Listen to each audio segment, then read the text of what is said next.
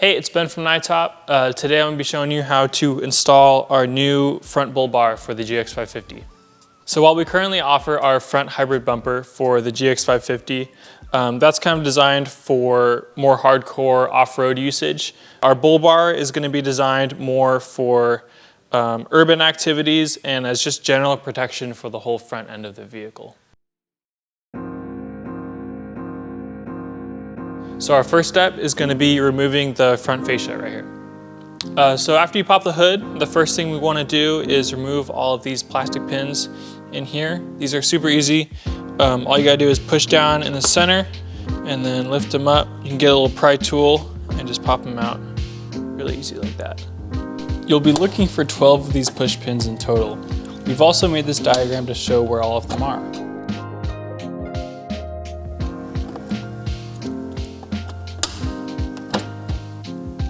Once you do that, all the pins are out, we can just go ahead and take this off and set it off to the side. So there's 3 10mm head bolts right up here that we have to remove next.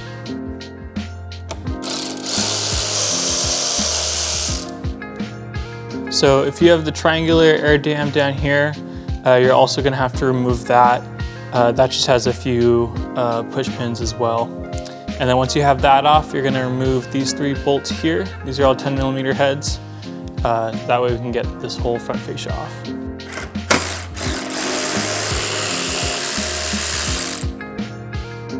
Next up, we have to remove the skid plate extension. This is only present on the over trail. So if you have a base model, you might have some plastic cladding down here that looks a little different. But we're just going to go ahead and remove the 6 10mm bolts up here. And then there's one pin that we have to take out down here as well.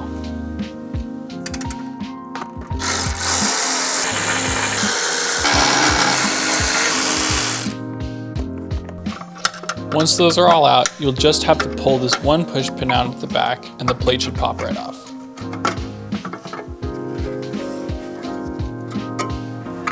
And we also need to remove 2 more 10mm bolts that hold the lower valence in.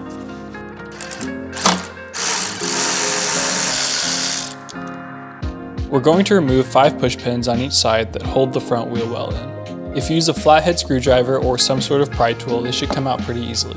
Each wheel liner also has a 4mm Allen bolt towards the front, so you'll have to take that out as well.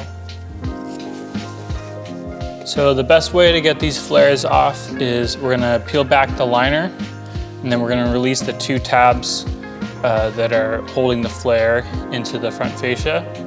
And then we can use that to pull the rest of the flare off up to about halfway.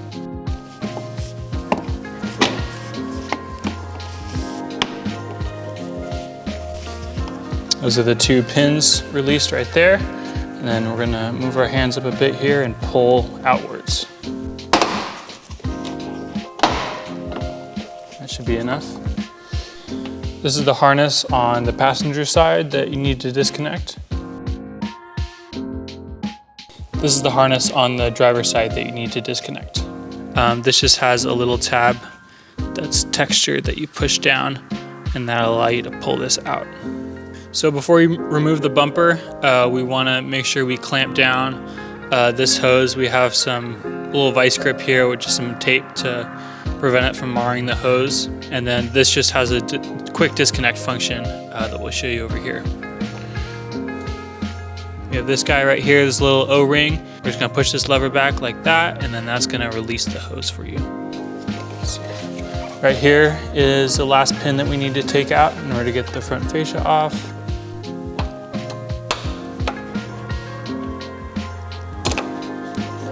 All right, so the final thing is just to remove the front fascia. There's a few clips holding in the rest of the fascia, but we're just gonna pull it directly outwards and we should be able to pop it off pretty easy. So these 2 points right here have these little tabs that are holding it in as well. So before you pull, make sure you release them like that by pulling upward. All right, so we have a couple tabs in this panel here. We're gonna lift up and then pull outwards.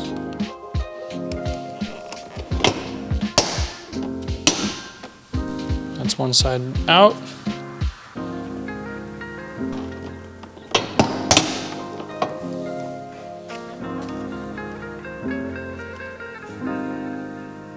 And then we're just gonna go ahead and pull the rest of this off. Definitely easier with a buddy, so find someone to lend you a hand.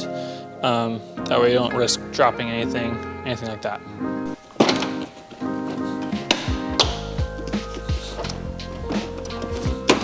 Got one up here. There we go.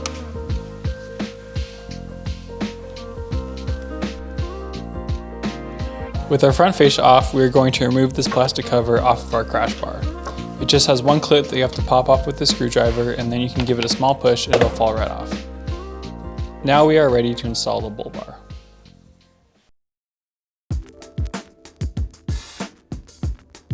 So on the crash bar, we have two 17mm bolts up here, two 17s down here, and then two 14s going vertically up into the crash bar. So we're gonna remove all those first.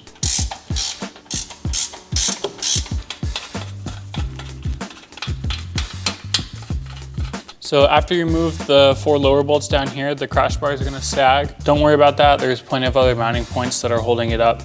And then we're gonna go ahead and replace it with our bracket on top.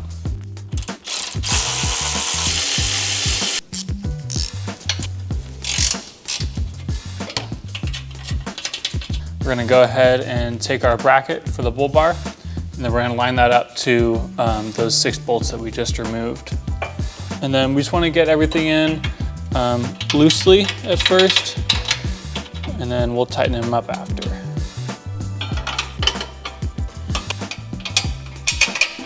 So this top bolt up here is a little tricky to get under the intercooler. To kind of wiggle it around, put it in at an angle. Maybe you have to lift this plastic cladding on the intercooler.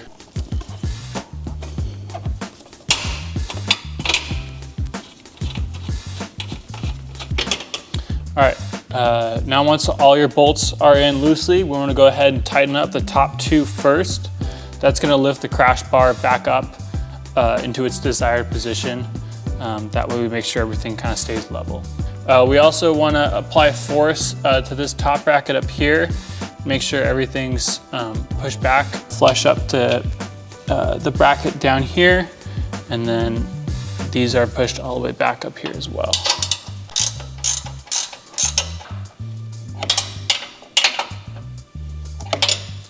And then now we're just gonna go ahead and tighten up the 4 lower bolts as well.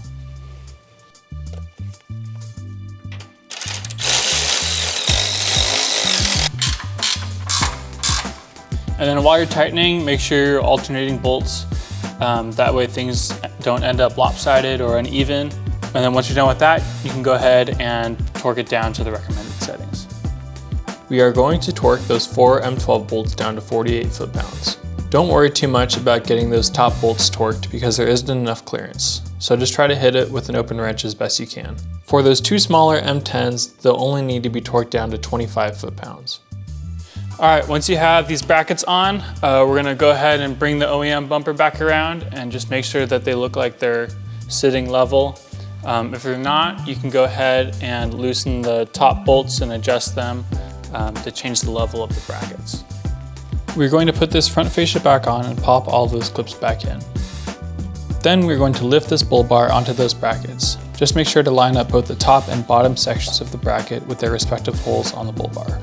After the bar is set, make sure to hand thread one of those provided M12 bolts into each of the upper brackets just to help secure the bull bar to the bumper. If you'd like to make any adjustments to the fitment, this is the time to do it, but you'll need to remove the bull bar and the front fascia again. On this installation, we were careful to make sure our brackets were level, but we misjudged how much room we needed to clear the fascia. And we found that when we put the bull bar on, it was too close to the bumper. We realized if we loosened the top bolts on one of the brackets just a bit, we could pull it down and out slightly, which gave us the gap we were looking for on the bull bar.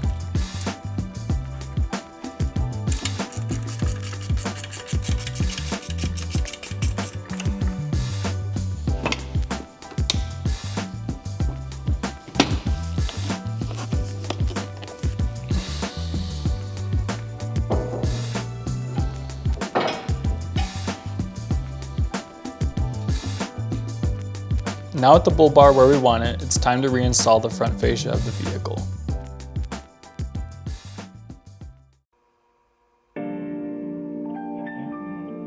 Alright, we will be doing all the steps in the first section of this video in reverse order. So that means popping the side pin back in on either side of the fender areas, reattaching both wiring harnesses and the wiper fluid hose, getting the Allen bolt and all 5 push pins back on each front wheel well, reattaching each wheel liner with the push pin, reinstalling the 3 10mm bolts on each side of the bumper, putting the lower valence back on. Make sure you use both the rubber and steel washers that they were originally installed with, getting the skid plate extension and the air dams back on if you have them,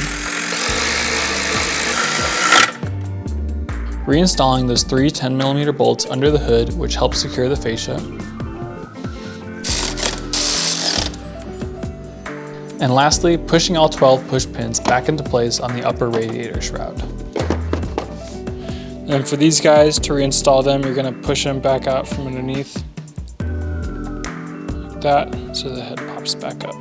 For these, you want to make sure that you just push them until they're flush with the top, not too far, because that'll make them pop out again, and you don't want that.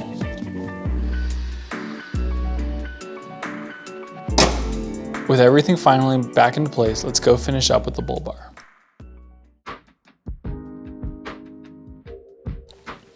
All right, now that we've got the whole front fascia reattached, we're gonna go ahead and put in the remaining bolts just by hand at first, and then we'll go ahead and tighten them later.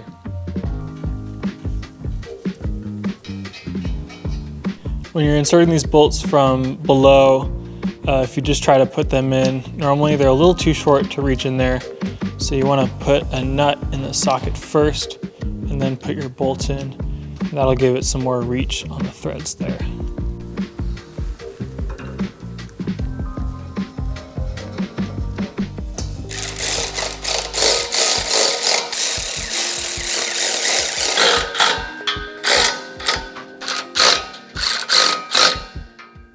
Now we are ready to torque those bolts.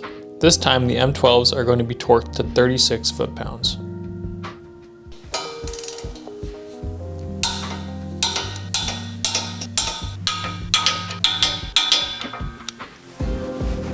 So our last step is going to be to wipe down the surface up here so we can place the cover on top, and then we're going to place some strips of 3M tape on each side down here.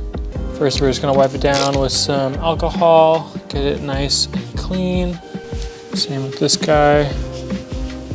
All right, so this is our tape setup here for these top covers. We have 2 pieces of 3M tape that are folded, or not folded, but cut rather in half, and then applied in a stack of 2. And then over here we have a full width strip that's also 2 layers as well. So we're gonna go ahead and peel these off.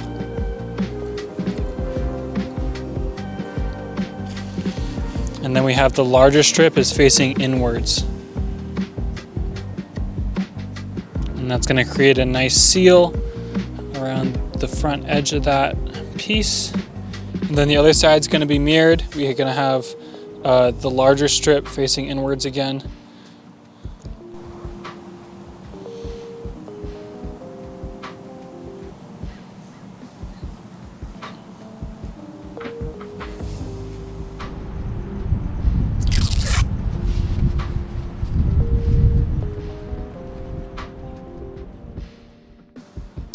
All right, that wraps up the installation. Like we said before, it's very adjustable, so you can fine tune it however you'd like, but you'll be able to make it look as good as this one does here.